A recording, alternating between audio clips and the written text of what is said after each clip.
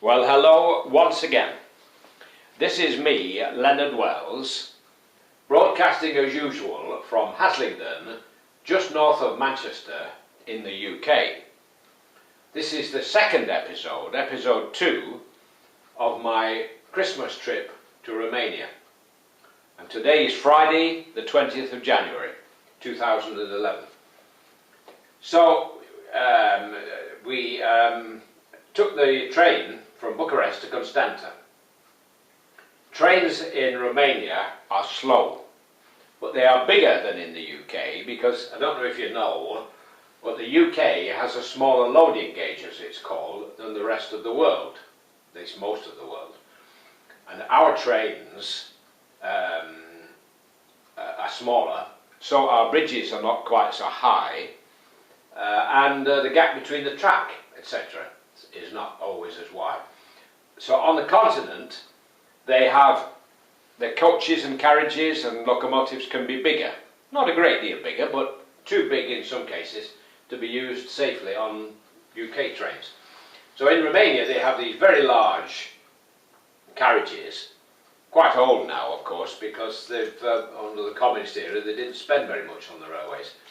But because of that, the trains are slower and they have larger carriages. It's very smooth.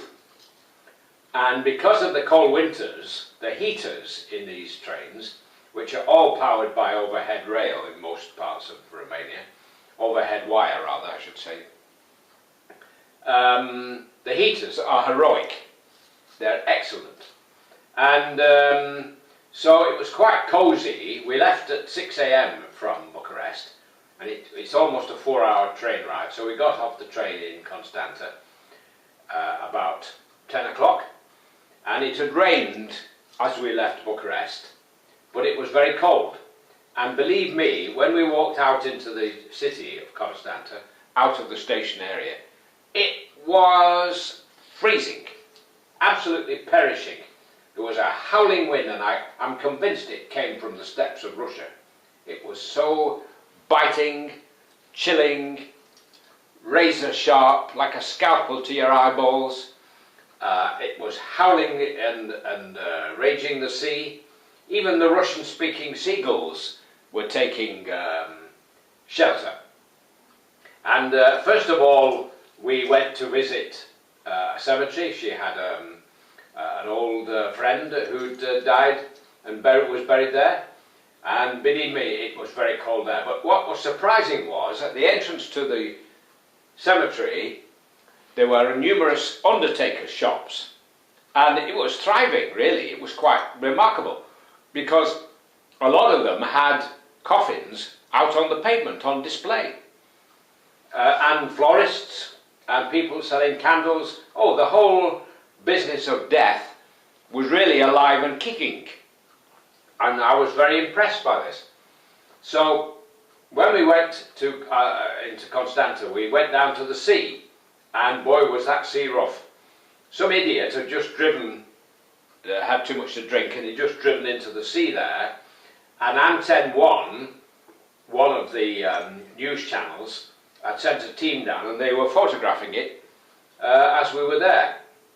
We went and had a nice, very nice meal. We were almost on our own because it was the time of the year and the weather.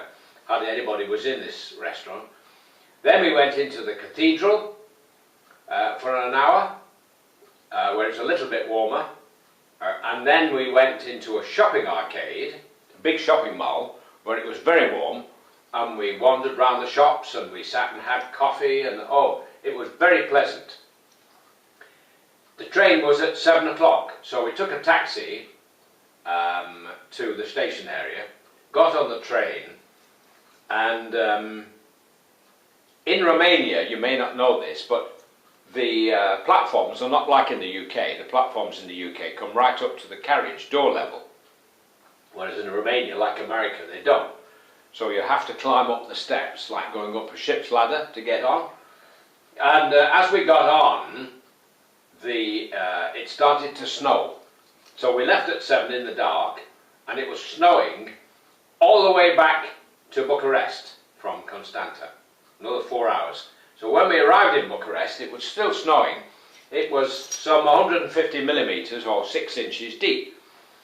And she dropped me at my hostel and she went back to hers.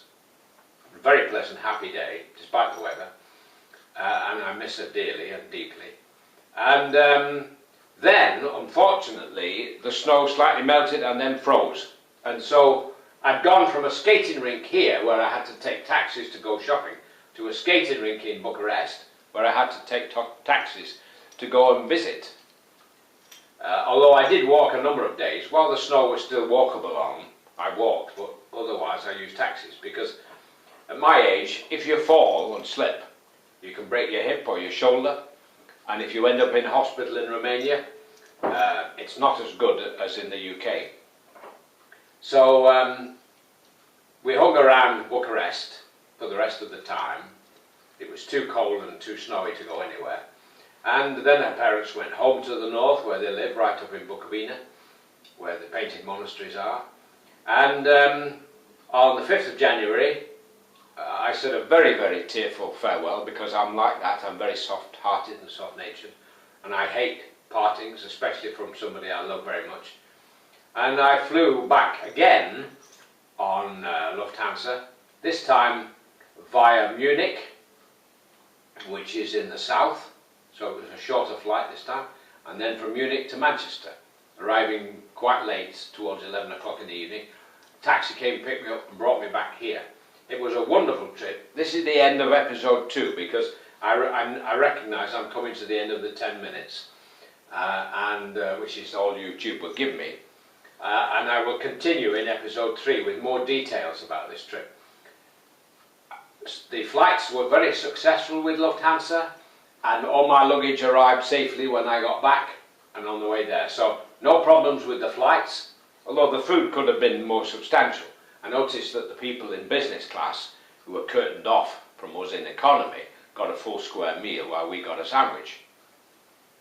I've just rebooked for Easter, and I got the return flight for £137, which I think is very good for 4 planes, if you think about it. So cheerio for now. I'll say God bless while it's still legal in the UK to say God bless.